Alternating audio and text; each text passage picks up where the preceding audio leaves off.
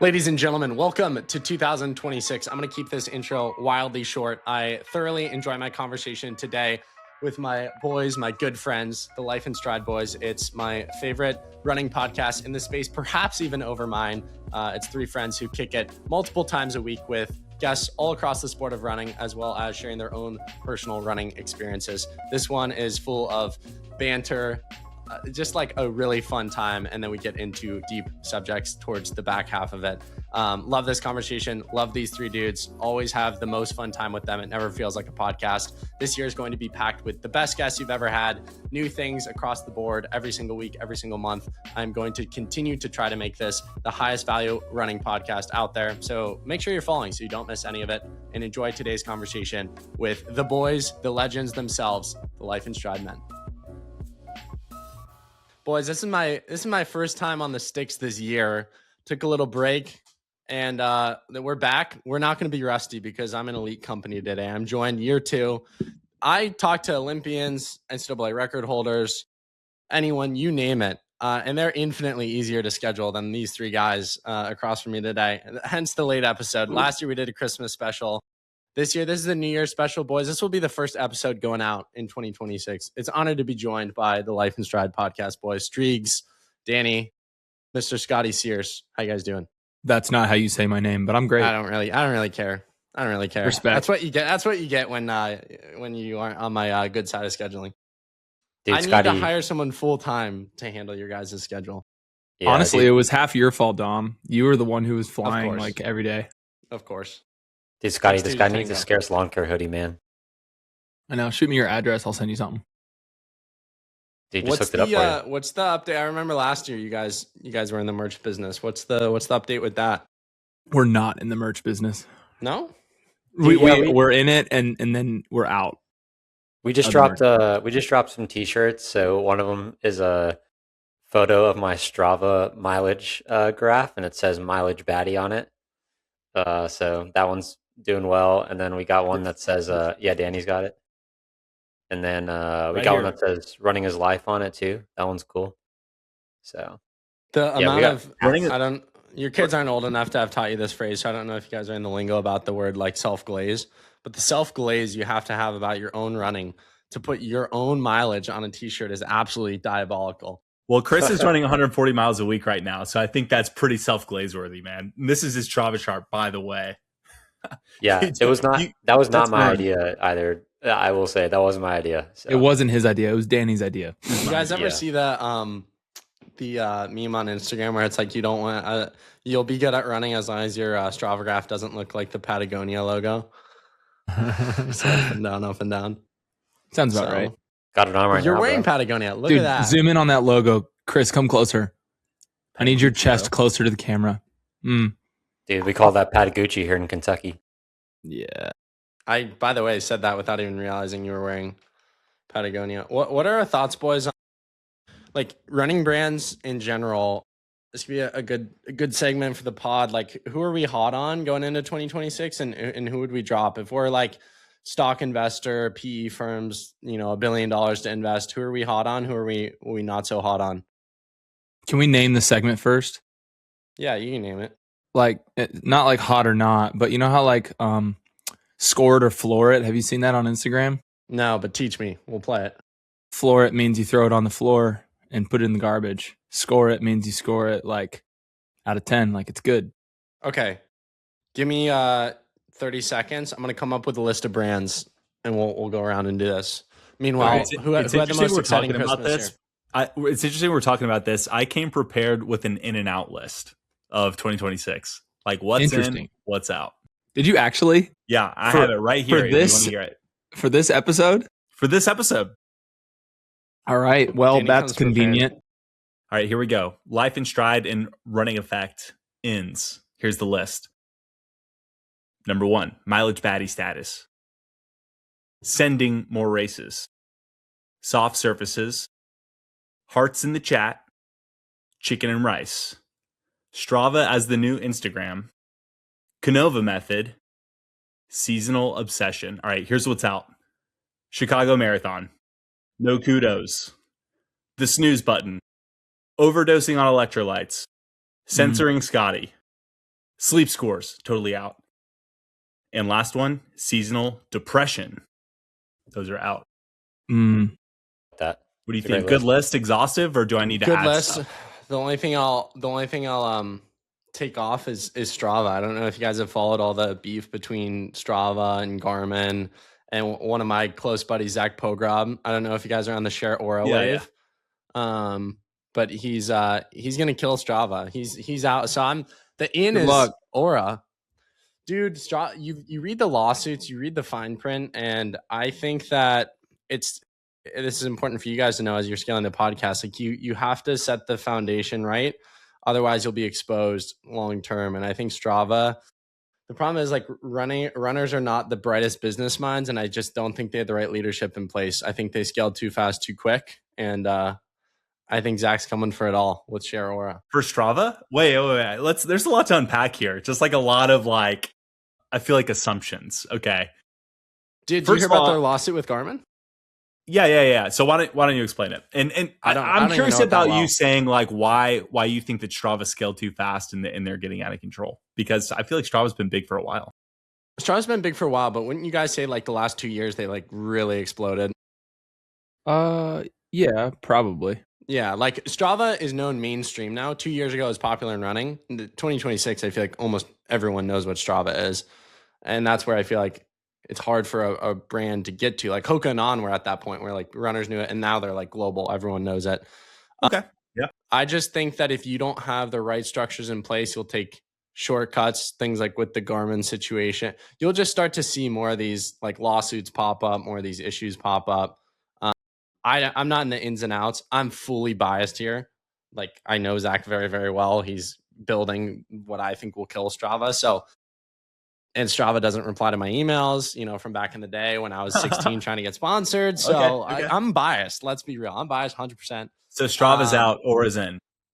Yeah, but let's also talk about this. Founder-led businesses will always win. Like that's why BPN crushes, is because like people know Nick Bear, people know the athletes. And it's really like Share Aura. People love Zach. He had 1.2 million followers before he started at Strava. Do we know one person associated with it? I don't. So people buy into things. I know you don't post enough on Strava. That's what I know. You know what happened? My watch got disconnected. So I've been putting in the work in the quiet, and one of these days I'm going to come out. I haven't been running as much. That's true, but the truth comes out. Yeah. We'll coach you for free, bro. What do you think? Dude, I could use a coach. Do you probably get Jeff for free? I'm in my gym era. And then when it starts to warm up, I'll start hitting the pavement again. I'm sure you guys will give me shit for only running a 3:14 because I didn't train or whatever, but that's pretty impressive off no training, dude. Such a flex. He's such a flex. And that week, did you guys hear the story of that week? Can we go back to self-glazing for a second? Yes. Yeah. We're gonna do ins and outs and ups and downs. Let me just real quick. Let me just tell you the story. So, I get an email from Meta, and they're like, "Hey, you want to come to campus for Meta Connect?" I'm like, "Yeah, of course, I'm going to say yes." But the problem was, it was Tuesday through Thursday of marathon week, and I was like loosely training like 20-mile weeks, but I cared enough about it to the point where I knew it would not be the smartest idea to fly, from Columbus to Silicon Valley and then back, 3 days before the marathon. So Tuesday, 6 a.m. flight. I think it was like a 11-hour travel day. Land in San Francisco, like 8 p.m. local time. So like 11 p.m. for my body. Had a party, went to bed late, had to wake up early the next morning, like 6 a.m. Was on campus from like 7 a.m. to midnight. Wake up at 3 a.m. for a flight, fly back. Next day, have to drive 2 hours to be at a Garmin event. And then the next day was pre-race. And then the next day was race day. So I think the 3:14 in greater context, even aside from the 20-mile weeks, it was how I pulled it off that week that I was most impressed by, because I don't do well on like lack of sleep. So one of these days I'll do it. But like at my peak, I think I could run like 2:30, 2:35 if I devoted my whole life to running. That's just not fast enough for me to care about being a twig for the rest of my life. I'd rather run these like 3-hour marathons and like look good and feel good. What about love of the game, man? Shots. I love the game, but I love the game, but I'm fascinated by just like general overall fitness. Like I want to be the dad on the playground that the other dads fear, you know? So Do you have news for us in that arena? do I have what? Do you have news for us in that arena? He's asking No. if you're about to be a dad. Not a dad yet, but do you guys see the hat? This is a cool hat I picked up in Austin. Yeah, Hot Dad's Run Club. The Sprint. sprint. Dude, you're It's cool building company. dad lore. That's what Trying we call to. that. So anyways, that's actually the coolest week of the year. I ran with Mark Zuckerberg, didn't sleep. 20-mile weeks, 3:14 marathon. Did you meet him? Did you meet Zuck in person? I did. I shook his hand. I was the Did only you one to give him shake a his hug hand. or just a handshake? Was he a Handshake. hugger? Everyone fist bumped him. I don't think security would have loved that. This was funny. We were like standing outside waiting for him to come out because he's What giving kind the of grip keynote. was he? Firm grip, soft grip? Firm grip, but I think I outgripped him. Okay. Yeah. Yeah, that's The important. dad lore. Yeah, outgripped Outgripped Zuck. a billionaire. Yeah. But it was funny because there was a guy, we were waiting for Zuck, and like I'm trying to make small talk with people around me. Guy with sunglasses on, fanny pack. Doesn't quite look like he should be with the crowd. So I'm like, hey, how's the day going, man? So cold to me. And then I looked down, he's wearing a fanny pack. I was like, in one AirPod, I'm like, that's definitely his bodyguard. And it was his bodyguard. Was it No way. So Dude, didn't you run a 5K with him? it was just over a mile. It was like from Facebook's headquarters to Meta's headquarters to the Nice. after party. So Was that anyway, the Danny, wealthiest hand you've ever shaken? had to be. Had to 100% had to be. I think he's I think he's 150 something billion, or maybe Let me like Google this. 267. That's a Oh my really God. broad range there, 150 to 267. Dude, at that rate, what's the difference? Like Yeah. when you're 170. Hold on. Wait. This is saying 260 billion. yeah, that's Whoa. what it is. That's what he said, 260. That was his second number. Yeah, it's like I think once you're over a certain number of billion, what's the difference? Like you could at that point buy anything you want. So that's my defense, Scotty. Like the difference between a million and a billion, wildly different, but the difference between 150 and 260, his life There's no didn't difference. change at all. Yeah, He has Okay, enough Danny, money to what are- overthrow the governments of multiple countries. We love that. True. It's getting some Zuck for politics president now. of Venezuela. Yeah. You want to get into politics? Here we go. USA Here we Today. go. No, I don't. I'm not well educated enough. I'll say Me this is an end. This is an end, Danny. Caring less about politics. I think my life has Yes. changed for the better. I was a kid in middle school who'd watch the news every day, and I think my stress levels are directly proportional to the amount of news I consume. And I think over the last year or two, I've consumed less news, less podcasts than I ever had before. And I think yes, things matter. Yes, I think people should get involved on things that they feel passionate about. But man, I see the people who are most invested in politics have the most miserable lives. Yeah. And I see the people who don't invest in politics, their life doesn't change whatsoever. Like Yep. Yeah. nothing I'm on that really boat, bro. matters. That's honestly kind of what I've come to. I'm like, Honestly, doesn't matter who's in office. Yes, prices will change a little bit here and there. Yes, there's some like social issues that will change here and there. Yeah, but like to a large extent that deeply impacts your life, the four of us are blessed enough where we're in a position where I don't think who's in office will dramatically change our lives. That's a good point. Maybe that's a hot take. I don't know. No, That's it's a good not. take. And I think like the temperature of the country has changed enough to where that's a very acceptable take now. And like definitely not a hot take, right? Dude, there's a couple people listening that you just like totally ruin their day, but like 99% are like definitely agreeing with you. No, I used to be the kid. Do you guys know Khan Academy? This is probably after your time. I've heard of that. Yeah. He's got a great But- story as an entrepreneur, by the way. Yeah, amazing story. But it's kind of like this online learning platform, Scotty and Chris. And I took their like AP government and ethics course in 8th grade. So like 4 years ahead of my time, learned all the different Supreme Court cases, memorized them all. Like I wanted to get into politics. So I was the kid who would literally listen to a political podcast every day for 50 minutes. Like I was like invested. And what a childhood. I know. I think it impacted me way for the worse because Yeah. you listen to whatever it is, CNN or Fox, and you will always hear like every 5 years, we're on the brink of nuclear war. And it's like, well, we've kind of always been on the brink of nuclear war. And Yeah. does me obsessing over it, like, is that going to help me thinking about someone in a Russian bunker with like the ability to hit a button that would kill me? Like, I don't think that's the best use of my time here on Earth. So I think if you find problems to obsess over, and I think this relates to running, like if you find problems to obsess over, you can find stuff that's going to stress you out. And if you find things that make you peaceful, you'll find things that make you peaceful. So Yeah, that does yeah, relate that's to my running take. to a lot. I agree. Yeah. Actually, I had my first congressman on the podcast this past year. And I thought that was pretty cool because my whole Really? yeah, he'd run like 26 marathons. He represents San Francisco, so he's kind of a hot shot. And I loved it because even going into it, I didn't know his like political party association, and that's why I loved it, because I was like, running is a beautiful sport where everyone kind of drops these like heated narratives, and it's just like, oh, what's your 5K, bro? We're like, hey, dude, tell me about the 26 marathons you've ran and like how it relates to being in Congress. And I thought it was a really cool conversation where I feel like it got out the ability to care about something that's very unitive rather than something that's like very divisive, which is politics. So Yeah, I got into running like just post COVID. And that's when politics, like especially in my family, were at its highest. And it was like extremely toxic for my wife and I, and in a lot of my relationships as well. And I was like, wow, these group runs with all these brand new friends. I still to this day, like most of the people I run with, I'd say 95% of the people I run with, I have no idea their political affiliation. Some of them I'm still on the fence. I'm like, genuinely, they could go either way, but we don't talk about it. It's like an unspoken rule that you don't talk about politics on a run. Maybe after, like if you have them over for dinner, but you just don't talk about politics on a run. And it's so refreshing. Yeah, I have people over for dinner all the time after runs, and we talk politics for sure. okay, should we do this? Should we do this this list?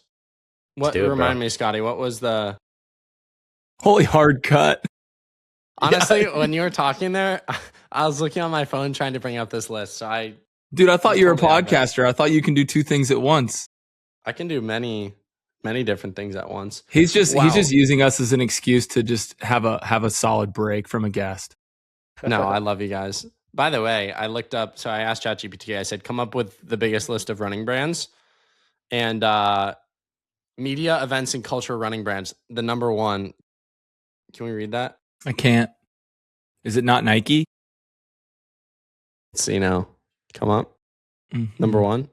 Just tell us, please. No, the running effect. ChatGPT loves me. No way. That's hype. Let's go. Over Believe in the Run. Over. Did you guys ever follow this was before I knew you, the beef between me and Believe in the Run? There's no. beef? What's the story? Oh, this is great. I don't know if this has publicly been talked about on a podcast before, so you guys can be the first. Here we go. The first time I ever worked with Under Armour, I had this idea of this was the first break I had ever taken from the sport because I was so burnt out. You guys now know me as washed up Dom, but like at this point I was like very serious. All I cared about was running, 65-mile weeks, which for an 18-year-old is decent. But took a break. I had been training for a spring marathon, got injured, felt mentally burnt out. So I probably took a month off completely. And then I had maybe a 10-mile week, and then I ran the marathon. So I ran that marathon like more untrained than I had ever been before, at least up until that point. To us four, that's not training. To some people, it might be. To us four, a month off, 10-mile week, that's not training. That's not training for a marathon. Well, I do this video for Under Armour. First collaboration was a big deal. I was stoked to work with them. And I post it, and they just got their whole company in the comment sections being like, this is terrible for Under Armour to like openly support someone running a marathon off of no training. This is harmful for people. And then like people are doing deep dives into my Strava and being like, he trained though. He had like 3 months of and I was like, no, I didn't. Like maybe for a hobby jogger I trained, but like I took a month off and then ran a 10-mile week. And so I think Under Armour had been working with them a little bit at the time. And I think they had a conversation. And so like the founder and other people started to like take their comments down, but they were like coming for my throat, big time. Because I had apparently trained for it / the other narrative was that it was super harmful to post that content and promote someone running a marathon off of no training. And then someone slid up and they're like, yeah, the founder's been training for years to like break 355. And so I think he's just salty that you did it off of. I was like, well, that would add up if that's true. That's crazy, bro. I can't believe you got attacked for that. That's good It's so content. funny because my family's like not at all in the running world. So when they found out about it, they're like, runners are just weird. People fight over I mean, this. if you step back, that's kind of a weird thing to get upset about. Thank you. That was my opinion. Yeah. Do you think someone would get upset about that now? How long ago did that happen, Dom? No, dude, people run freaking 300-mile races off no training. Yeah, and I they're think like, because of the popularity of running, just the rise of it, and how many people are doing just ridiculous stuff out there, I think that like people would just not even bat an eye at that anymore. You know? we're gonna do Dom. We're gonna do Cogadona handcuffed Oh, in boxers. Is that the 100-mile race? It's 250. 250? We're doing it together. We're gonna. He's not listening. Start to finish, do it together. That's not going to happen. I don't want to tear my labrum. Yeah, like ready for this comment. This is silly. Promotes a horrible will message later. and diminishes what many runners go through to train for a successful marathon. What a Whoa. nerd. Who this posted guy- that? Click on their profile. Let's this guy- roast them. Yeah, This guy who works at the Believe in the Run. I run 40 to 50 mile weeks and can easily do a marathon after 10 days off. In fact, I probably feel better after those 10 days because the micro tears I've healed. Your quote, no training is misleading. Do better. It's like, guys, do as coaches, you guys coach people pay you to coach them. Would you ever recommend someone goes through a training block, takes 10 days off? Do you think that's more advantageous for their marathon? 10 full days off? No, 10 definitely not. probably wouldn't hurt that much, but I wouldn't recommend it.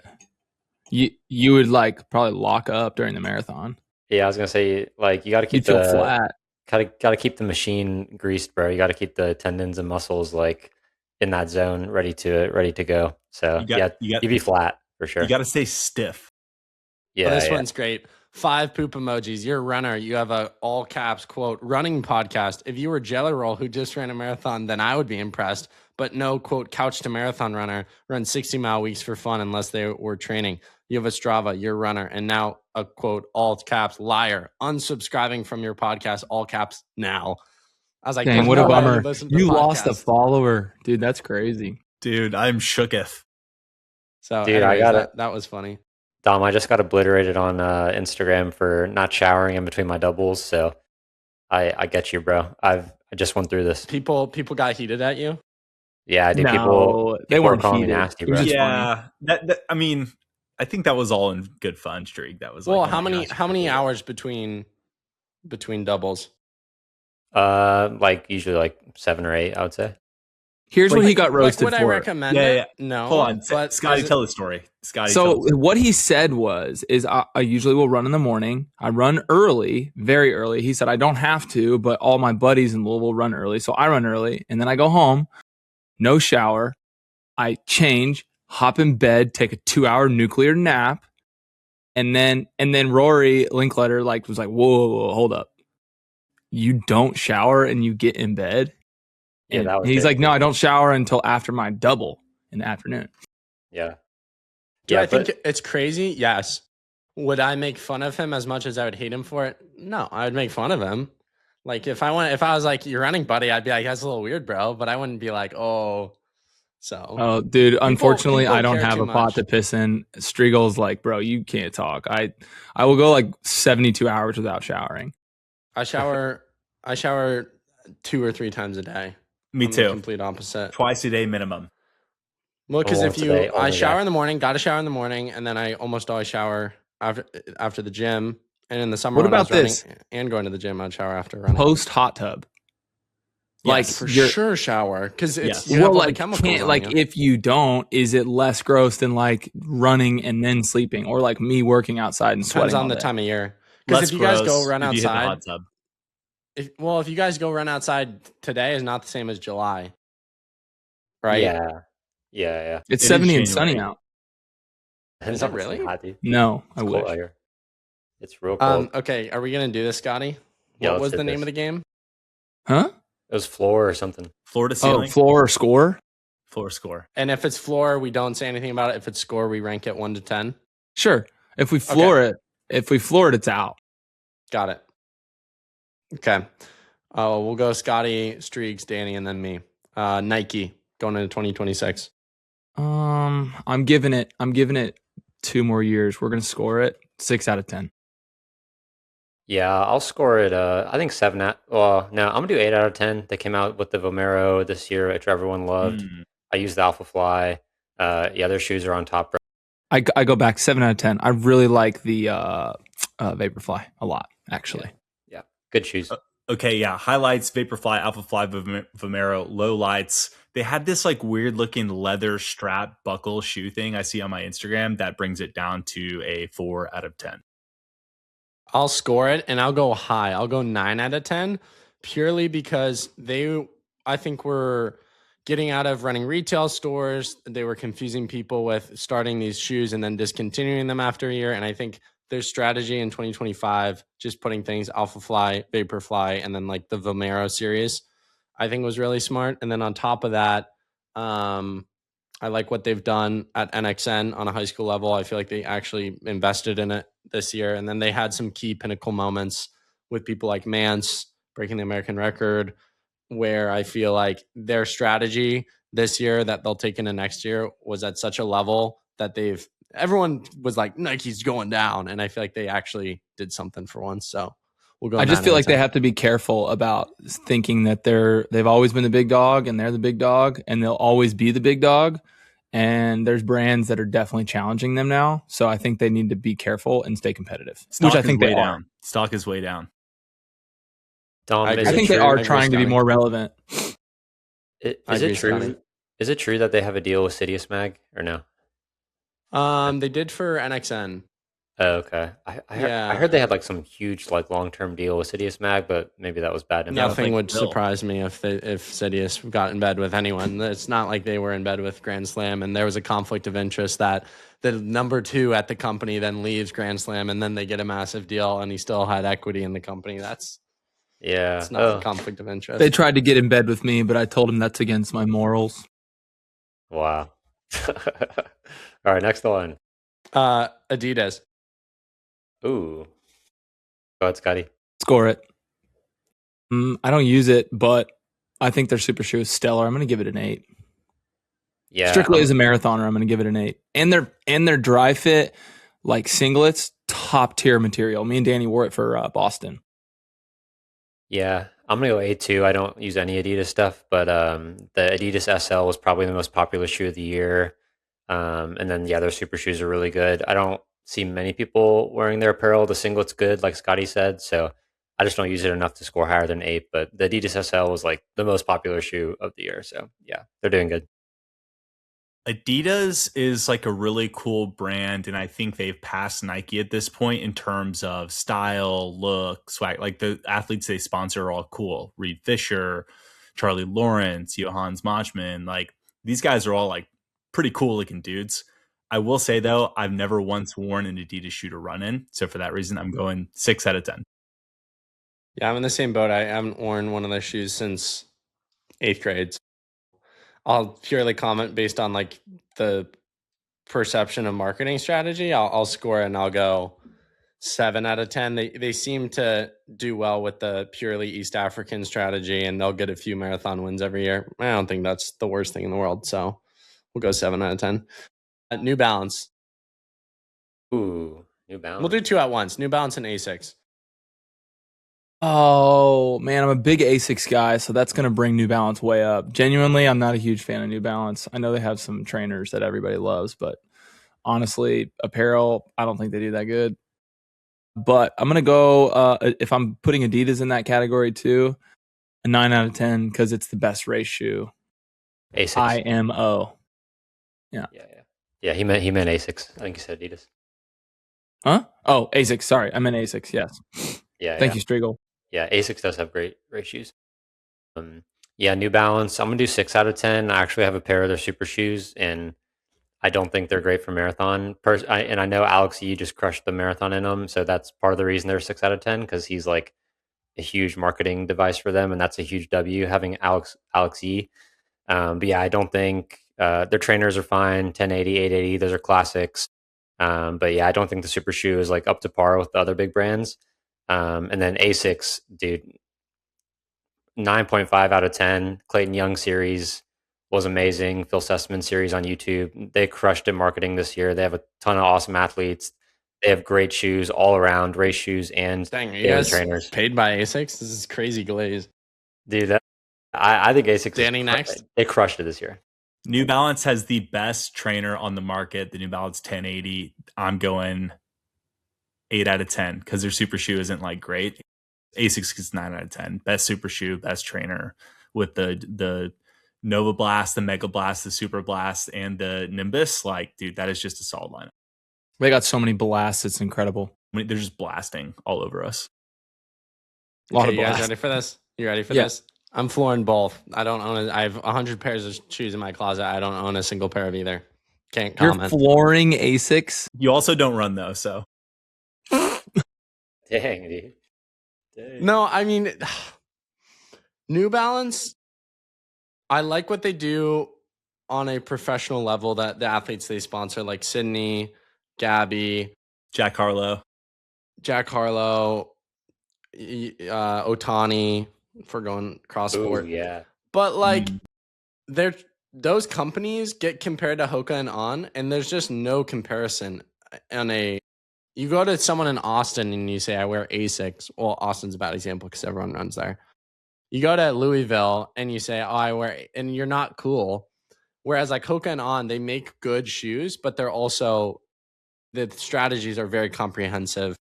So again, I said, if we're viewing this as like we're in the boardroom, I'm dropping Asics and New Balance, and I'm putting my money in Hoka On, which we'll transition to Hoka.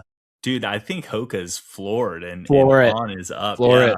Hoka's Really? for like 60-year-olds, dude. Yeah, no. Hoka's out. I'm honestly gonna floor Hoka too. I would Wow. never consider running in a Hoka shoe. I'm gonna be totally honest. Wow. Yeah, Have you ever totally tried them? honest. Which ones have you tried? I started running in Hokas. I think their Clifton. trainer is good. The Clifton's good. Yeah. Have you tried the Mach X? Cliftons Yes. are acceptable, You don't but like 'em, I would Scotty? never run in those. Brother, if you put on a pair of Asics Metaspeed Tokyo Skies and then you put on the Mach X, you will quickly take the Mach X, dig a hole, and then bury the Mach X for the Asics. I promise you. Is the Mach X Interesting. the super shoe or the trainer? Yeah. Super shoe. Okay. Yeah. See, I Well, don't it's even actually know. like a mid, isn't it? Not even a trainer or a super shoe. It's floored. It doesn't matter. Yeah. My No problem- offense, Dom. I know you're deeply in with Hoka, but I'm in with Hoka though on youth prep marketing. I'm not on promoting their shoes. I'd be Yeah. honest. I've been impressed with the Hoka super shoes and super spikes I've worn. But I've raced in Alpha Flies the few marathons I've done, so I haven't been like convinced quite enough. I think Hoka is heavily they're in the excellent. triathlon market, and they do a really good job with like Ironman and I'm stuff. surprised you don't like the Mach X though. Have you tried the Mach X too? tried on. No. I haven't tried it since my first year of running, but I've tried a lot of super shoes and spent a lot of money on. But the Mach X, what I like about them is they aren't like they're the training version. Yeah, I'm scoring Hoka. I'm going. If you went like strategy, I'd go high. I'd go like 8 or 9.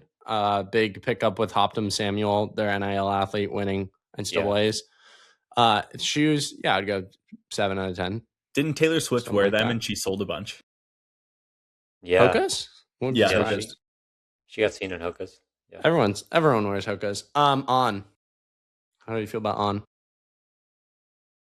Man, Wait, I real feel like quick, their concept. Real quick, Hoka 10. Here's why, and I bet you guys don't know this. Their apparel is so much better than their shoes. Have you guys ever tried their apparel? No. It's Yo, good. send us gosh. some, bro.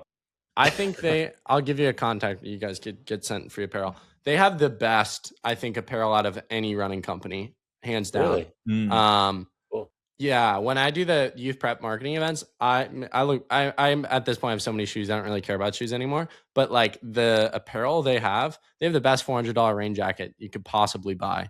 I've Okay, gone to legit. many race- Oh, Tell they're your rep. amazing.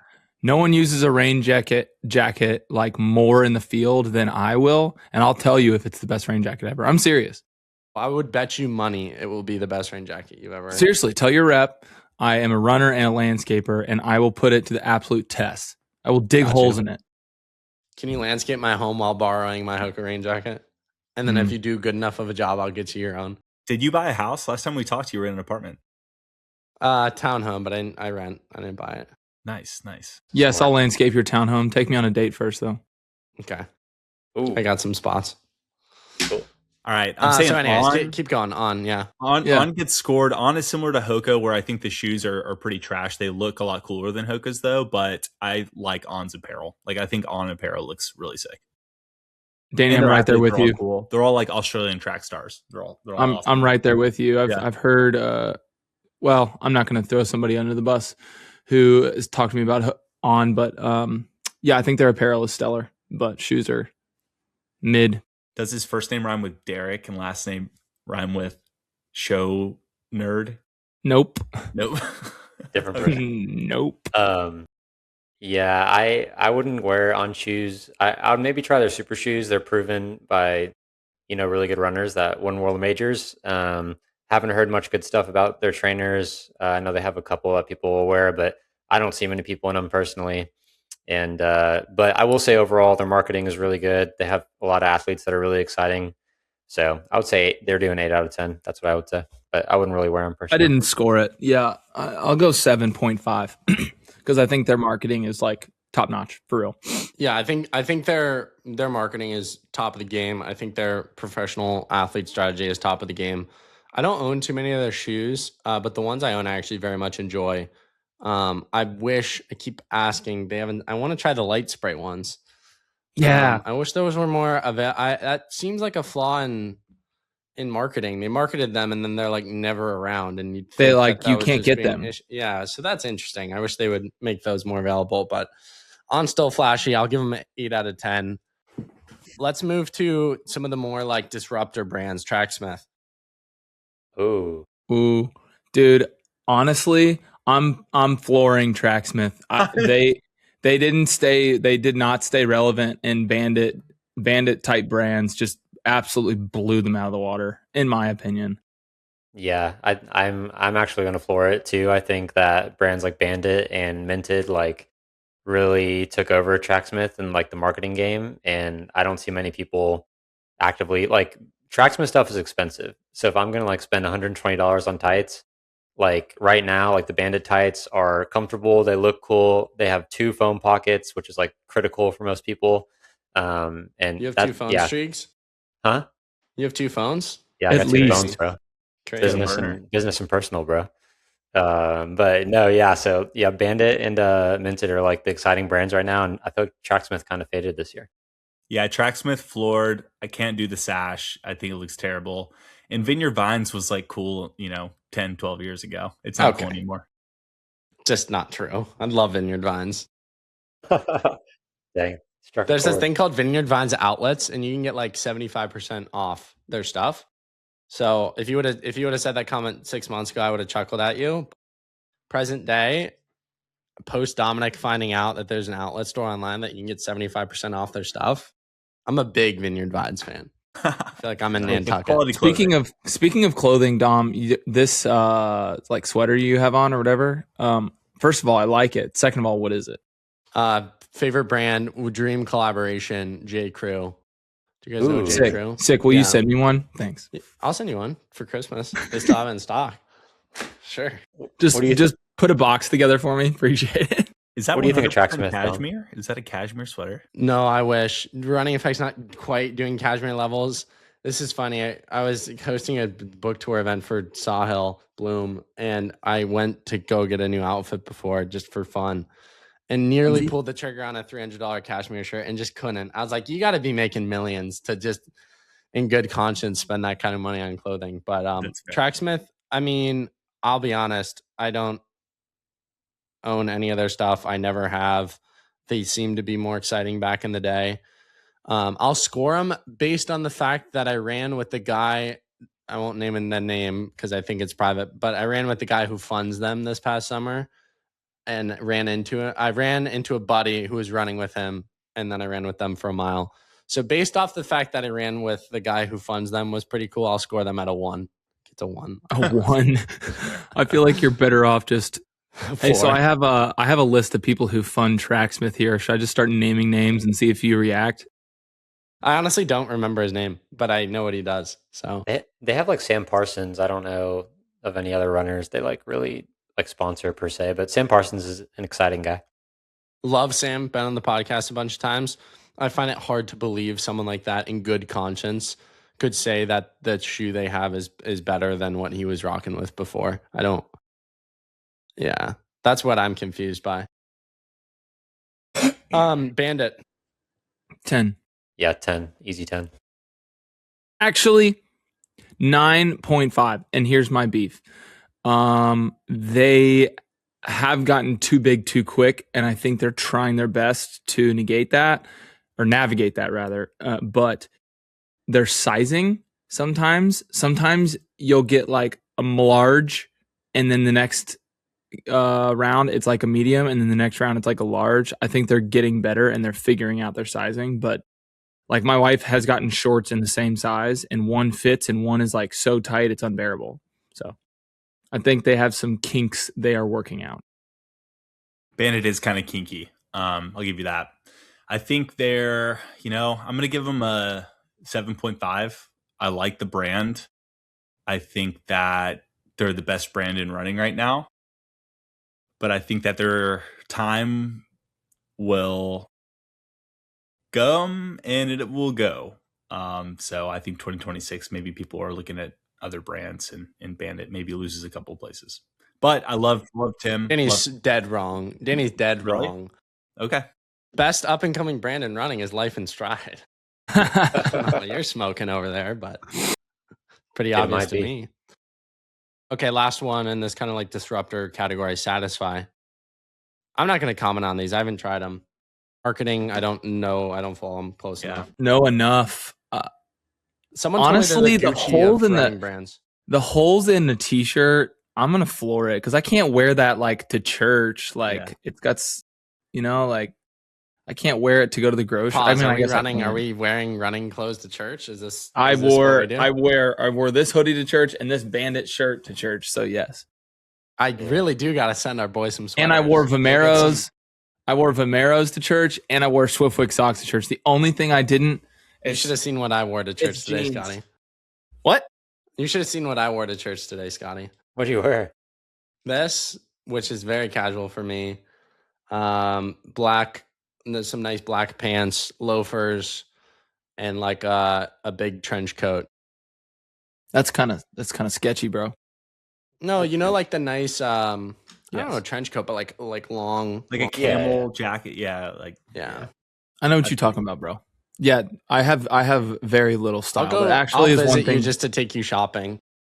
I asked my wife to start buying me things that are like nicer that she wants to see me in. But Dom, you should take a trip to Louisville, and I'll give you my credit card, and we'll go shopping, and you can buy me some nice stuff. I'll say J. Crew Outlet boys, or just people listening, men who have their style. Yeah, you can get some crazy. You have to find specific points of the year when you can get like sales on top of the sales, but you can get $1,000 worth of clothing for $200-$300 a lot of times. So I think you gotta, or like the Vineyard Vines outlet situation. I spent $900, got like tons of stuff, like 2 coats, vest, 2 shirts, XYZ, and I think the total was like $200 or $300 just because of the sale. Yeah, if I take a scarce lawn care hoodie, would you wear it, or do you not stoop to such levels? Totally. My first job was lawn care. I'm a big advocate. I think the best, when I have boys one day, God willing, the best thing you can teach them, I think, is the importance of lawn care. I mean that because you learn really valuable lessons through lawn care as a boy. For what it's worth, I appreciate that tidbit. However, I just meant a hoodie in general. No, I'm saying I'd wear the hoodie because I'm supportive of the business. Oh, but you wouldn't wear the hoodie just for the hoodie's sake? I'd wear the hoodie because you're my boy, but I'd also wear the hoodie because of what it stands for. I want to support the lawn care business. How many hoodies do you own, Dom? Too many. You don't want to see my closet. I bet you I have more. Yeah, I bet you got a lot of hoodies specifically. You might beat me. Running gear in general, I find it very hard to believe anyone would beat me. Yeah, I bet you have a ton, bro. You got a lot. I think I have over 100 pairs of shoes in my house at this point. And how many of those did you pay for? Like, you got sent a lot of stuff. Less than 10. Oh, that's so sick. Yeah. You made it, dude. Literally just the loafers I own, I think, are what I've bought. We've gotten to the size. We get like some free stuff sent from brands now, which is cool. We haven't gotten to like the shoe level yet, but we get like running belts and some nutrition and stuff to try. So I could that's put been you fun. on what besides Asics and New Balance, because I don't know. Well, man, we're getting in trouble with this podcast. I know people at every brand, but some people ghost you, and it's just like, I won't name the name, but there was a brand that like talked to me a year out from the world champs, said they wanted to fly me to Tokyo. And No I got way. so ghosted. We had meetings about it.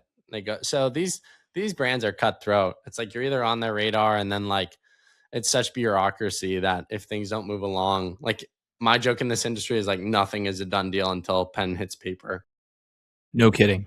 So you can't sell, because I'll tell like people close to me like, oh, this is in the works, and I've kind of learned to keep my mouth shut until a contract signed, because things will just fall through. Because something like that is like, whoa, I could be flown out to Tokyo, this is crazy, and then you don't hear back from them. So Yeah. but I could for sure, there are a few brands that I could for sure get you guys shoes sent. The hard thing is there are 3 of you.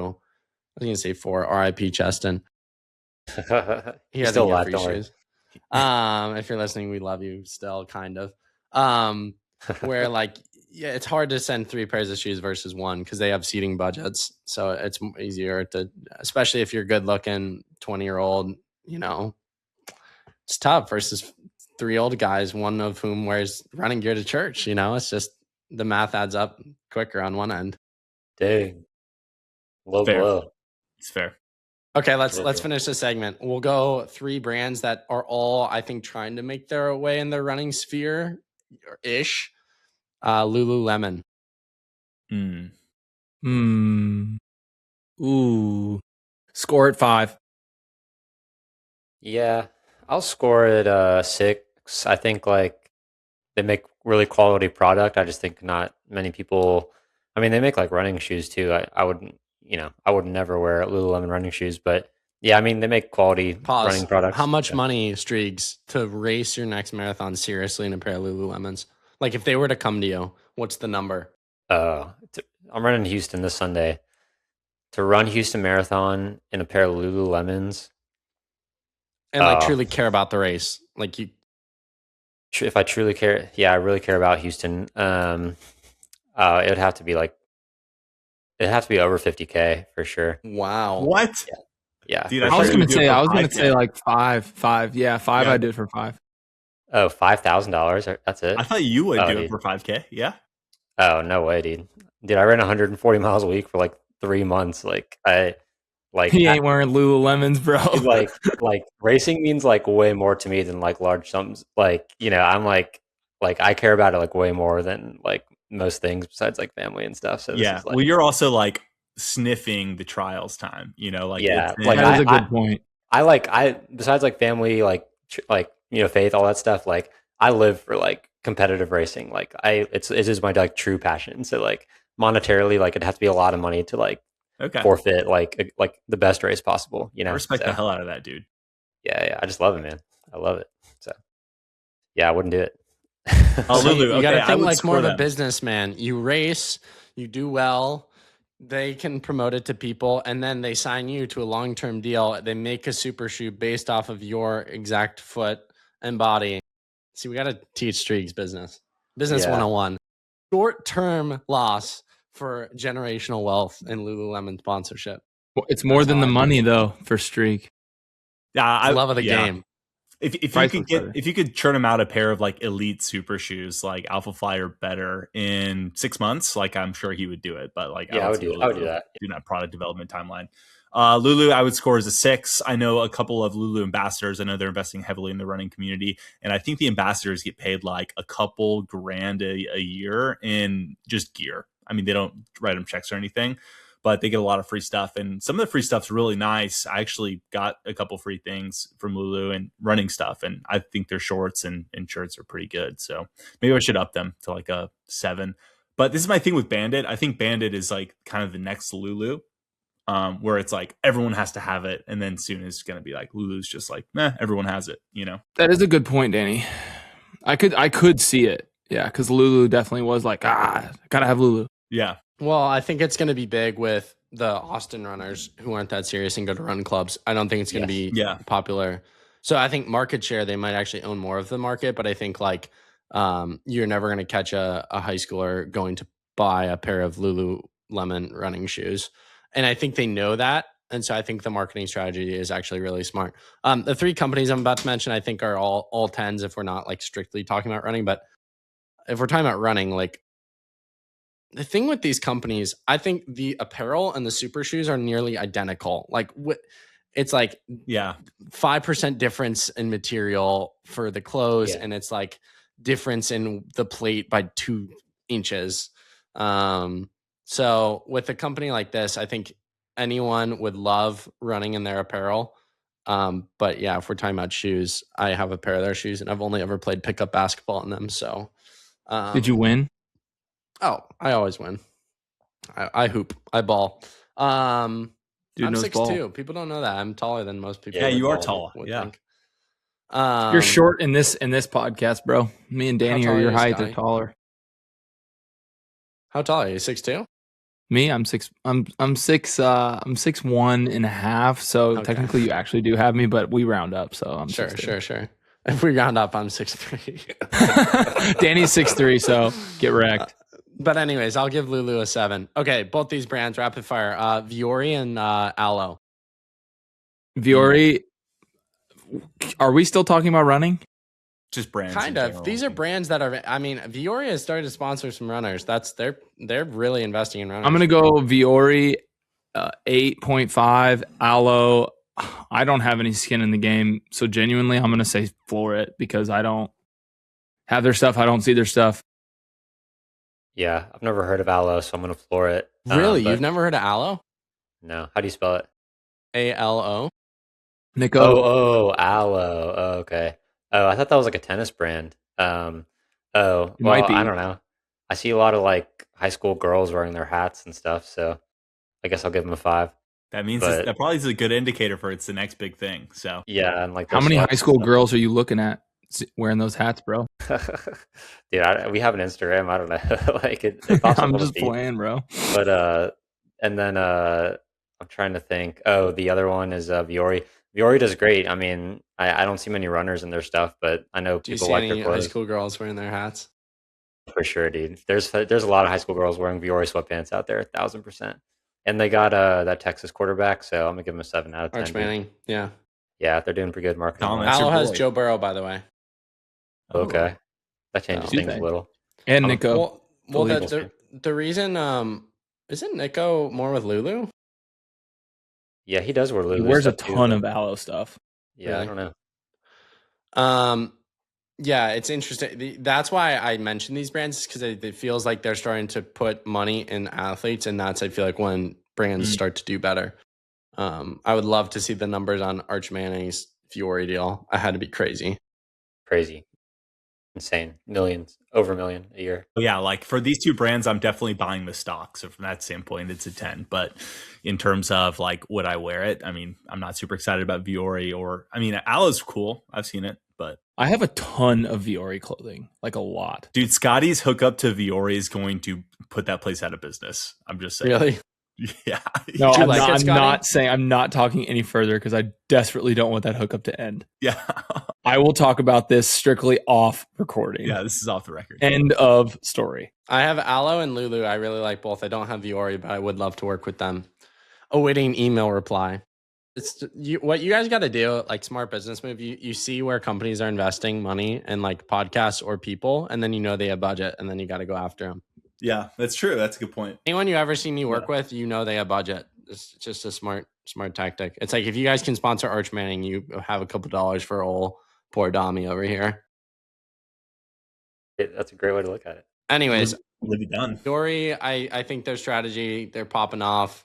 I'll give them 8 out of 10. Don't own their clothes. Aloe, I love Aloe's clothes. I'll give Aloe 8 out of 10. That's what I got. I'll have to send me some stuff in my box. Thanks. I'm gonna need a moving truck at this point. God, he's getting a Fit care everything. package, dude. Yeah, for sure. Yeah. Would it Go be get a you conflict of interest to race in a TRE singlet for one of you? I I'll would do do it. it. I do it in a smaller race. Do you have a Life and Stride singlet? Yeah, we got these sick minted ones for Houston, but I'll race the Triple Crown in Louisville in them for sure. Ooh. Yeah, I'll you got say some it's pretty sick custom ones. super nice. Yeah. I think it's up there with Aeroswift in my opinion. What brand are they? It's really cool. The two kids started a singlet brand in high school. Now they're like college freshmen or sophomore, and they just do like custom singlets. So they did Yassine Whoa. Abdallah's like Olympic kit. What? When I saw that, I was like, yeah, you can make me a singlet because they asked. And so one, I think it's a great product, but two, I love supporting people like that because Yeah. it's like, oh, that's awesome. You have a business as college freshmen. And That was I think you, it's bro. a genius marketing or market idea where it's like every high school team needs like singlets and stuff. And in their opinion, most are pretty bland and boring and not that high quality. So I think they have a Agree good with that. Do they take do on the the business. design? Because I feel like the design stuff Yeah. isn't our strong suit. Okay, cool. Yeah, they do it all. What's the Life and Stride update going into 2026? We talked last year. That was the longest game of all time, by the way. I enjoyed it, but 55 minutes asking my first serious question. What's the direction of the brand? Where are you guys heading? Who wants to take it? Forward or score it? We're score for sure. Things are going great. I went full time this year, and Danny might soon, so that's exciting. Yeah, and everything's growing, man. Like I feel like our podcast numbers like doubled from last year, so that was great. We got a lot of big guests on. Our YouTube is growing really fast. We have over 100 runners on our team now that we coach. We hired 3 new coaches as of a couple days ago. Well, we just added another one to make 6 total coaches, and that's going to keep growing. So yeah, things are going great. We're kind of going down different avenues of bringing in profit now, and yeah, it's keeping it fun. We're mixing guests with like influencers and pro runners and just anyone that has an interesting story too. So we like to keep our podcast pretty mixed, like you do too, Dom. You have a good mix of like different people in the sport. So yeah, things are going great, man. I can't complain. I don't know if you guys want to bounce off that. Daniel. Go ahead, Scotty. Yeah, no, Scotty, I mean, take it away. it's been great. It's been an incredible blessing in my life, and we haven't doubled. We have, I guess technically it is double, but we've like 300% increase in 2025 compared to 2024. So based off like general numbers, and that's not something we expected, but I was hoping it would happen, and just based off of what we preach with the consistency side of things. And we're going to continue with the consistency side of things. We went from 2 episodes to 3 episodes a week. And then sometimes we even pop in a 4th, but we're pumping out 3 a week, which is challenging sometimes. I mean, you saw the scheduling conflict just that you experienced, and we do that every week. So kind of figuring out how that works with our lives is challenging, but worth it. And so we're just going to continue with consistency and see where that gets us. And it's gotten us far. I mean, it's truly, I said this from like day one, it's not that hard to start something, and it's super cliche to say that. And people are like, it's best time to plant a tree is 10 years ago, whatever. It's like second best time is yesterday. Well, like, yeah, you just got to plant the tree and then it'll get big. Like the running effect. Nobody knew who that was on episode 1. Absolutely nobody. And I don't know what episode you're on now, 500 something, 600. Now a lot of people do. So, Debatable.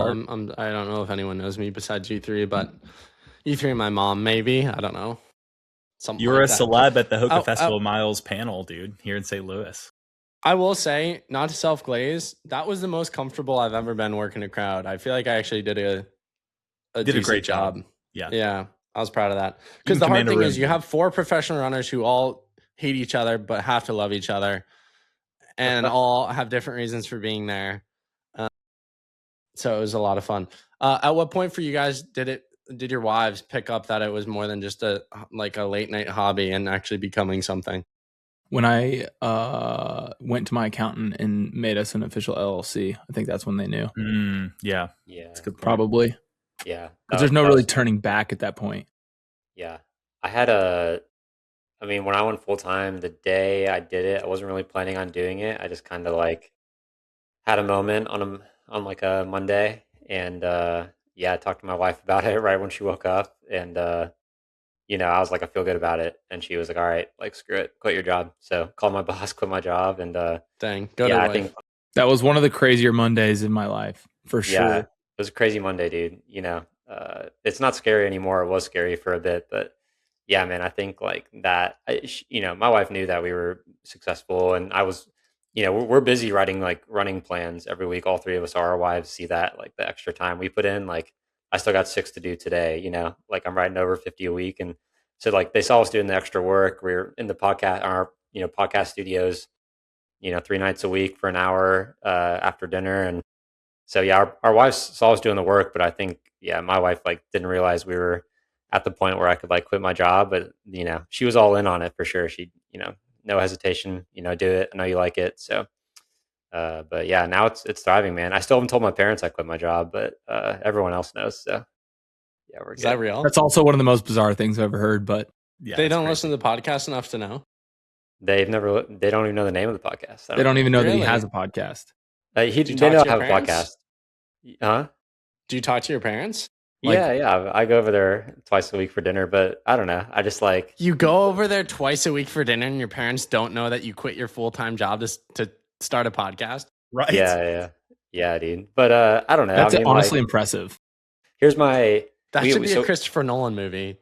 Yeah, it should It's be. a crazy plot line. We just like, when I go to my parents, like the last thing I want to talk about is work. I just want to like go have a nice meal, relax, like, sit on the couch after, fall Wait. asleep. You're telling me that this whole period they've never asked you how is work going? That's the most parent question ever. Yeah, they have. I just say fine, or whatever. Like I just blow it off. We don't get into specifics. I'll tell them eventually. Here's the thing. We have our first kid coming. We're like 4 months in.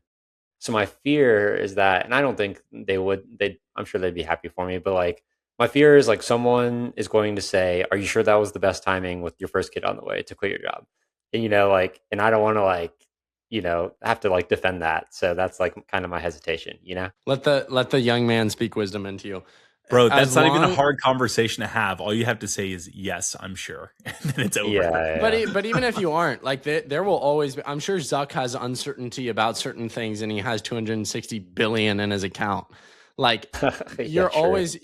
I mean, to this day, last year I made more money than I ever fathomed making, and there are parts of me that I'm like, oh, everything could come crashing down this year, and you'll Yeah. probably always feel that, even if you had a structured 9 to 5, because we've seen with the world, like anything can change. You can get fired at any time. And Yeah. I think if you're not pursuing something that doesn't have some uncertainty attached to it, one, you'll get bored very fast, and two, you're probably not pushing hard enough. So, Yeah. and at the end of the day, you report to yourself. Like, I mean, yes, you're married, so you and your partner obviously need to have mutual discussions because you're married. But dude, it's like, I felt that, I mean, in a way less serious way because I didn't have a kid coming on the way, but like whether or not to go to college or not, that almost felt like a bigger decision because like for you, I'm sure you could find a job within a month if you like really needed a job. My old job like made it very clear, like you can come back, like if you want to come exactly. back. So I for would me, not. it was like I would not go back. oh, if I don't go to college now, maybe I'm cooked because if I don't have the credentials, I'm not at the age where I can just like pick up a job that easily and like Yeah. But there was that little voice inside me that I'm sure you've experienced where it's just like, go for it. Like, what's the worst that could happen is you're back in the same scenario you were. Yeah. If that's the exactly. worst scenario, it's an amazing scenario. Yeah. Dude, that's a Not great necessarily. He was at a very low point. Yeah, I mean, yeah, like there's a lot of lead up to like quitting the job for sure. Like I had a panic attack leading a meeting in front of 15 people. Like never had one in my life, never dealt with anxiety, nothing like that. But I was like so stressed out. I led that meeting every week. It wasn't the meeting. It was just like I was so stressed out going into the meeting.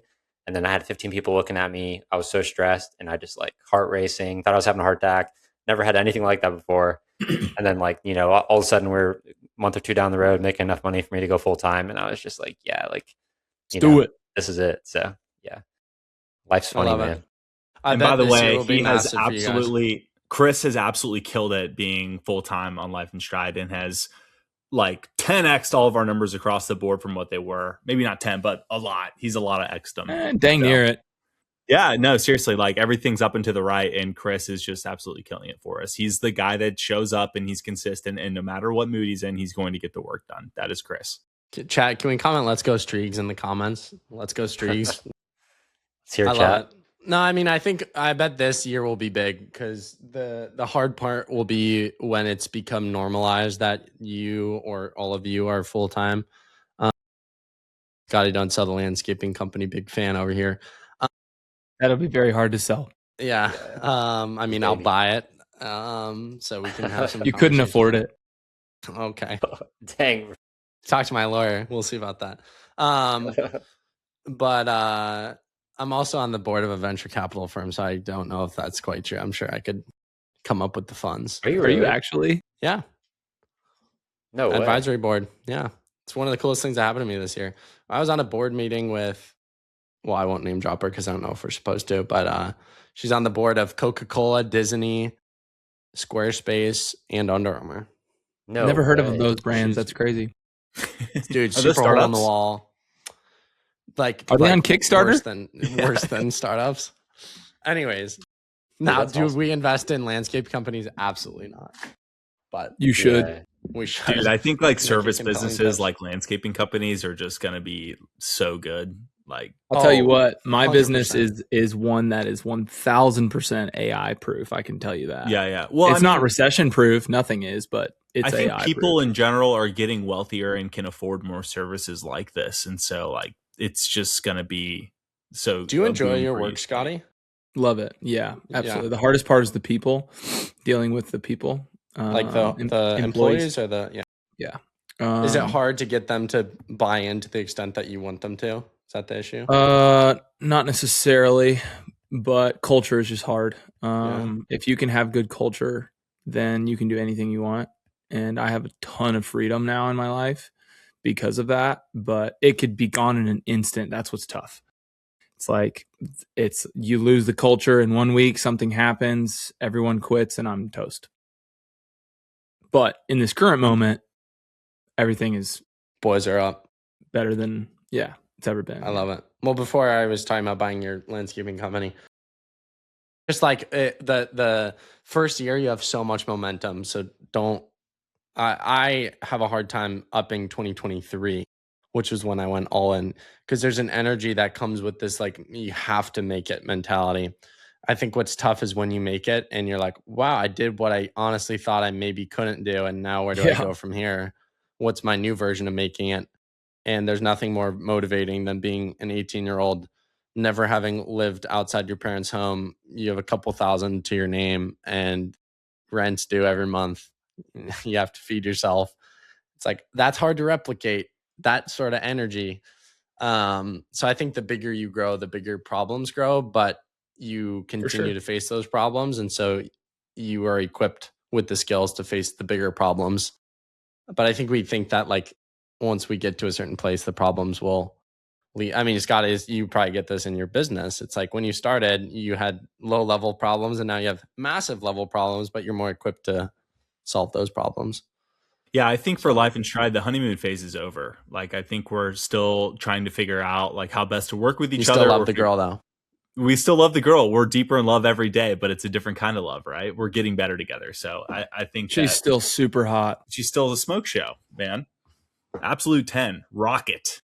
Dude, But, Dom, do you struggle like taking breaks ever, like taking like a week off or something with your business, or no?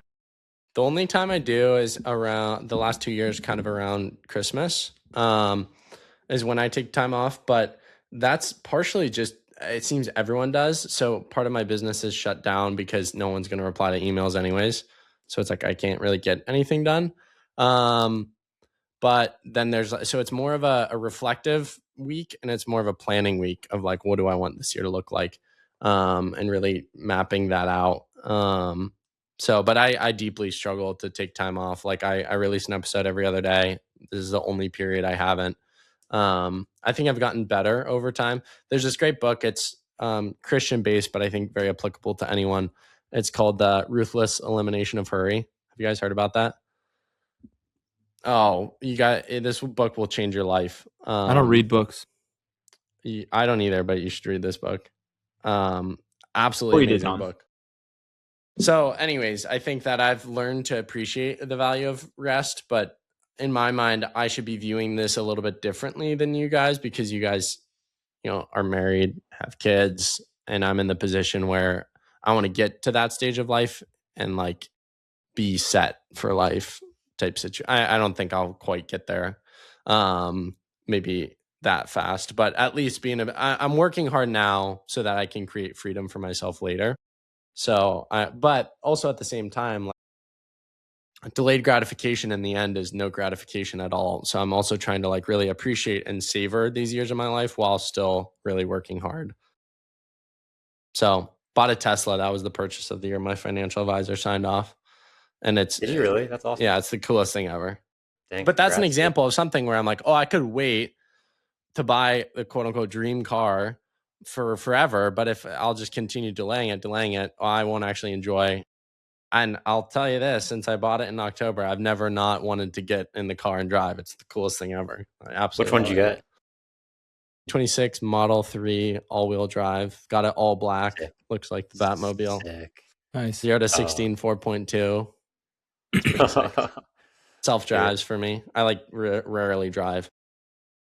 Self-drive. You all are my witness. One Yeah. day I will own a Tesla, but What? the problem My is dad's selling his. If you want to buy it, I will not own two cars.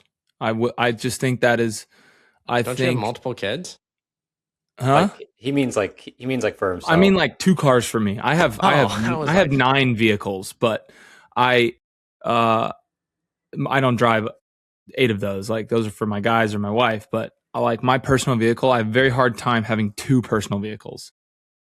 So it's like when I own a Tesla, I will sell my truck.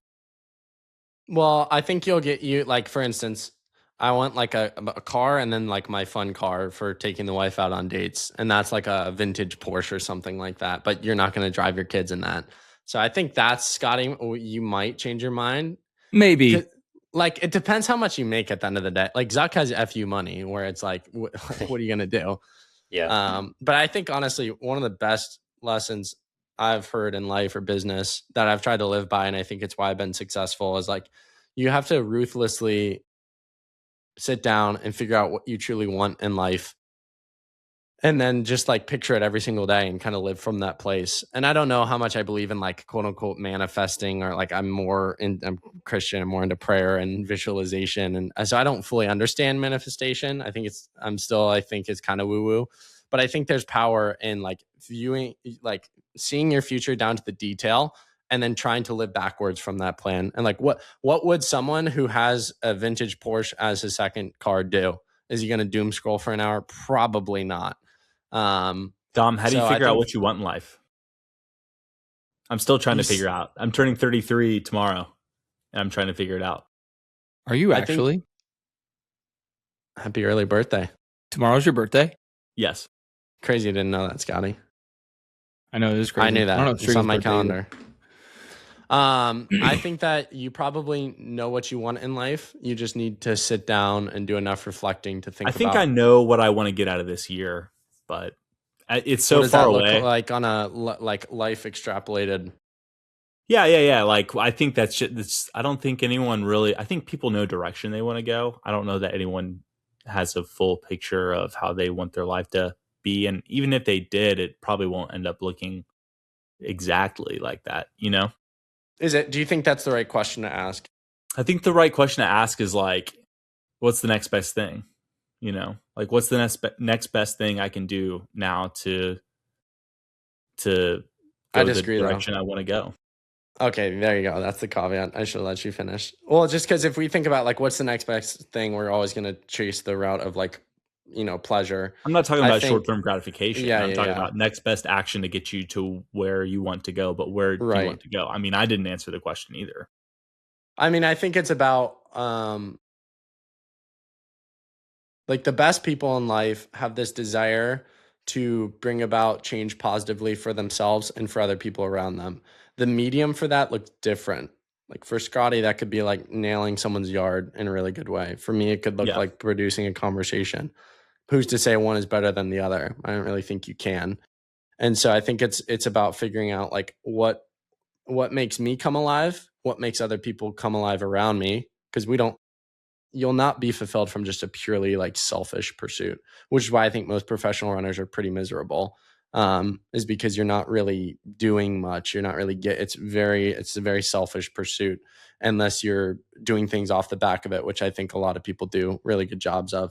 So I think it's asking yourself like, yeah, what makes me come most alive? What makes me allow others around me to come most alive? And then what do I feel like is a duty, right? So some people, like I think specifically like 22-year-old men, I think you have a duty to your future family to get a good job and to do well, even if it's miserable for like 2 years, because the duty supersedes the desire of comfort.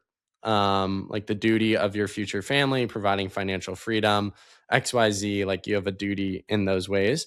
The problem is I think a lot of people then just get stuck there for the rest of their lives and can confuse duty with like actually taking risks. Totally agree. I want to tack so- on to what you said about what makes you come alive more. The way you figure that out is by saying yes to just a lot of stuff. So when you're young, of course, you have to say yes to a lot of stuff until you find that thing. And then when you find that thing, you double down and triple your efforts into it. Right. I also think that like everyone talks about like the purpose of life or the meaning of life or like how to find it. And it's like the purpose of life is seeking that question every single day, and being okay with the fact that you'll probably never come up with the answer. And I think that's like a life well lived.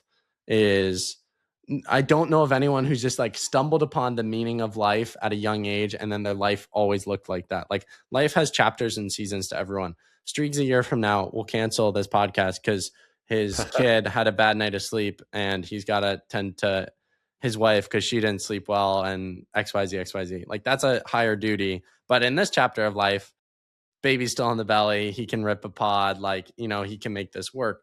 So I think it's sitting down and actually looking at your life like sequentially and saying like, where am I at in this chapter of life? What is most important to me? And how do I like maximize this? Just in the same way that like when I'm married, I don't know if I'll do an episode every other day because the podcast will no longer be my most important thing in my life like it is now and probably should be right now.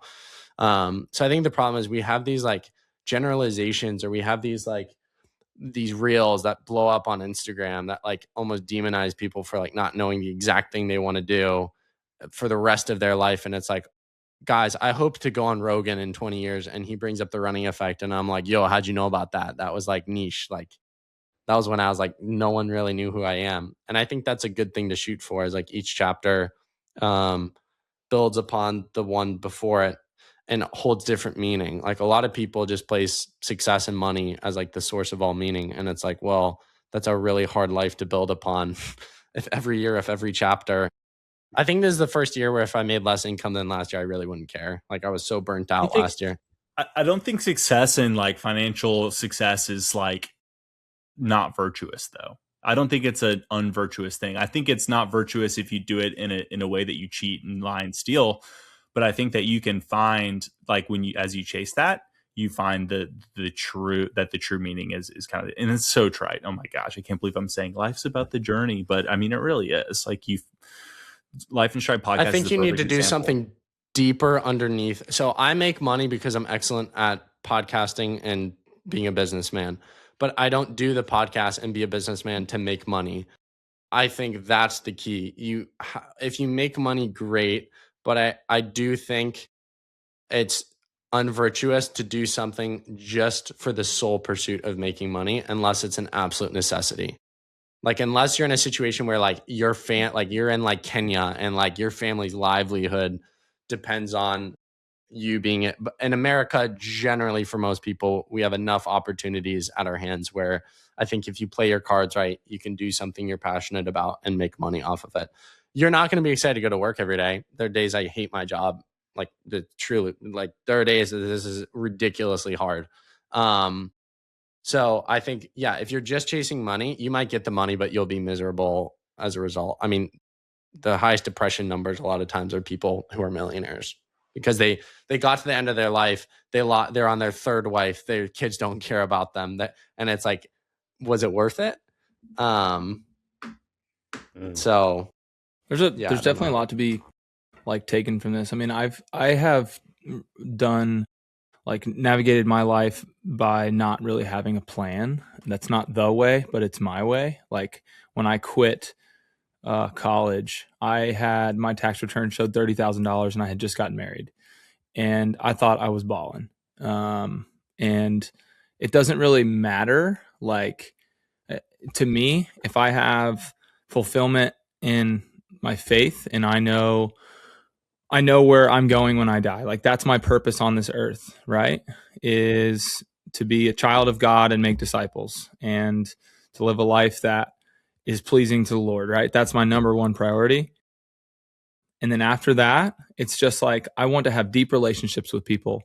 I want to take care of my employees really well, pay them above what is normal in my industry, be able to bless them around Christmas time, give bonuses that people don't give in the landscape industry, like have conversations with people in this podcast, develop relationships, like, treat my wife well, be able to coach people in running and change their life through it, just like to be a light. Like, I just try and, my thing is I'm a 10 out of 10 guy. I love Mondays. Sometimes I don't love Mondays, but I tell people I do because like, there's no point in just saying like life is miserable. And,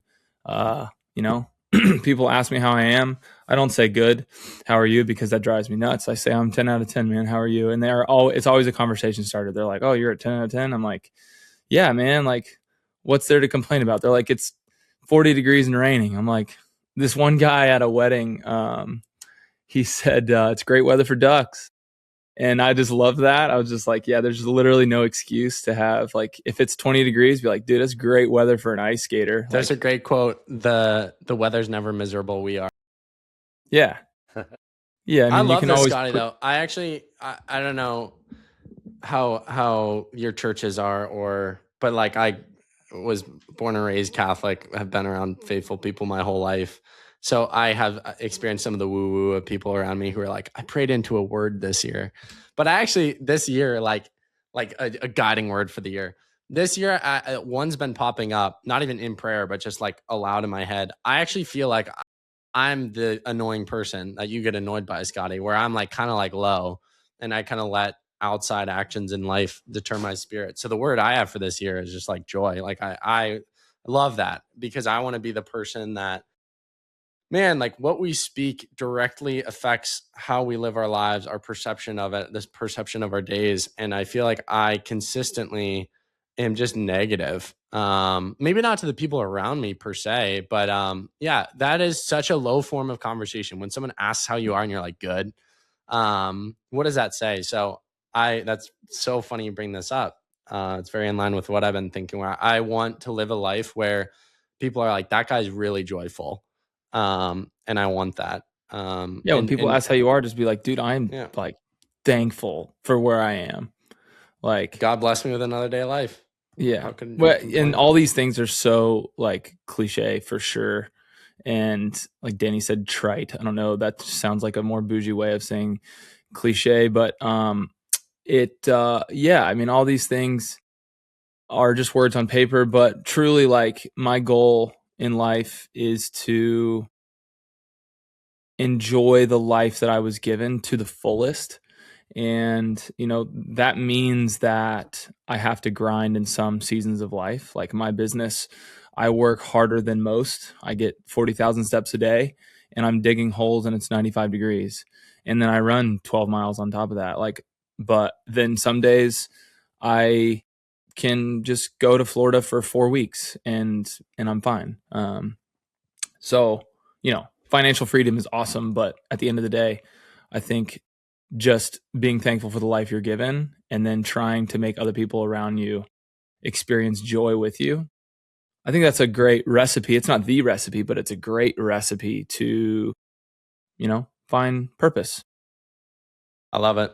Danny left us, so we'll wrap it up here soon because I know you guys have wives and kids. I'm 30 minutes overdue.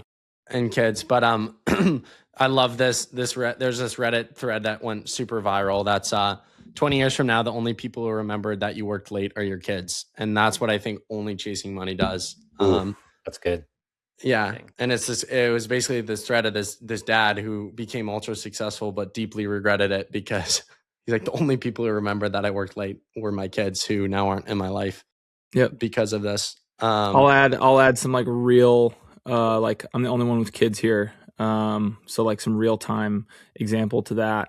my business, I have structured around this podcast. We podcast after my kids go to bed, so they don't see that. And then, except they literally just woke up. But my landscaping business, I work Monday through Thursday. And so we have Friday through Sunday off, which is extremely rare.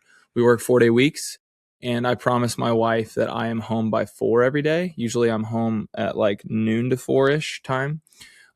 Because I started doing that because when I got marriage advice, like when you're first getting married, the only thing the men say is they wish they had more time with their kids. I have heard 30 plus men in my life tell me, I wish I had more time with my kids. And I hear men my age say that. I wish I had more time with my kids, but they can't do anything about it. Their kids go to bed at 7. They get home from work at 6:30 because they're caught in traffic. But you can do something about it. And that's just what I've done. I've done something about it. Like my kids see me a ton. They see me Friday through Sunday all day. And then they see me for 4 hours before they go to bed, at least Monday through Thursday. So that's my highest priority is I want my kids to know me. And I don't miss stuff. I don't miss recitals. I don't miss, their school Christmas party. Like I don't miss stuff like that, which I'm usually one of the only dads in the room in that. Shout out, Scotty. Dad of the year, 2025. Definitely not, but I want to end, and you guys can give your final 2 cents on this. We'll wrap it up. I've never shared this on the podcast. Heard my friend give a talk. He included this. I don't know if he wrote it or I think he got it from someone. Don't want to give credit where credit's due. This blew me away. Loved this. It's called The Paradox of Our Times. The paradox of our time in history is that we have taller buildings but shorter tempers, wider freeways but narrower viewpoints. We spend more but have less. We buy more but enjoy less. We have bigger houses and smaller families, more conveniences but less time. We have more degrees but less sense, more knowledge but less judgment, more experts but more problems, or more experts yet more problems, more medicine but less wellness.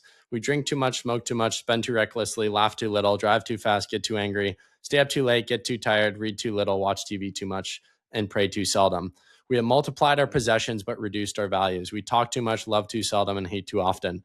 We've learned how to make a living but not a life. We've added years to life but not life to years. We've been all the way to the moon and back but have trouble crossing the street to meet a new neighbor. We've conquered outer space but not inner space. We've done larger things but not better things. We've cleaned up the air but polluted the soul. We've conquered the atom but not our prejudice. We write more but learn less. We plan more but accomplish less. We've learned to rush but not to wait. We build more computers to hold more information, to produce more copies than ever, but we communicate less and less. These are the times of fast foods and slow digestion, big men and small character, steep profits and shallow relationships. These are the days of 2 incomes but more divorce, fancier houses but broken homes. These are the days of quick trips, disposable diapers, throwaway morality, one-night stands, overweight bodies, and pills that do everything from cheer to quiet to kill. It is a time when there is much in the showroom window and nothing in the stock. Holy crap. That was depressing. If anyone listening didn't feel personally targeted by a bunch of those things, then you're lying. It's so good though, isn't it? Oh yeah. Dude, I think if people don't think they have anything to work on going into 2026, if you just listen to that, trust me, there's at least a few things in there you could personally work on to better your life. Cause Last thing. Sorry, I cut you off, Streak. Were you done? Yeah, you're good. Dude, crazy video I saw was comparing New Year's Eve, New York 2024. 2025 wasn't out yet. And then New Year's Eve 2022. Did you see this, Dom? You're shaking your head. Mm-mm. Dude, New Year's Eve 2022 was crazy, dude. The ball drop, people are freaking out, cheering, kissing, throwing stuff, everything. All the thematic stuff was the same in 2024.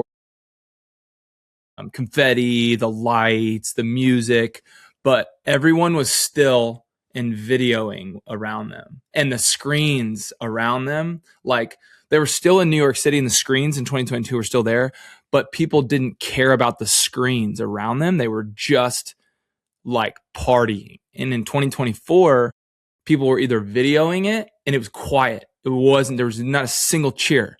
It was quiet, or they were just looking at the screens around them. And it was I was like, oh man, it's just how our brains are wired now, because smartphones hadn't come out in 2022 yet. And that's like a whole different podcast. Maybe we can do a part 2, but Do you mean This 2002? what? You said You meant you're two- saying 2022. Yeah, 2020, sorry. Not 2022. 2002. That makes Okay, I so was much gonna say more smartphones sense. are out, bro. Okay. That's what I got. I was like, that's a crazy 3-year difference. And then when you No, said no, that, I was no, like, no, you no. must Sorry, be talking sorry, about sorry. 2000. 2002, I was everyone was -3. cheering. Yeah. 24, no one was cheering. And, Makes a and lot like of simply sense. looking at screens. Yeah. Yeah. Yeah. Fascinating. Well, Yeah, boys, I know you got to fascinating for go. Always appreciative of your time. I'll make a promise. I'll get you back. We won't wait till Christmas this year to get you back on the pod. Need to make this more regular. Keep crushing it. fun. All you listening, go subscribe to The Running Effect. Go subscribe to Life in Stride before you subscribe to The Running Effect. Love you, boys. Mean it. Keep crushing. Proud of you. 2026 is your year. Peace. Love you, mean it. Peace.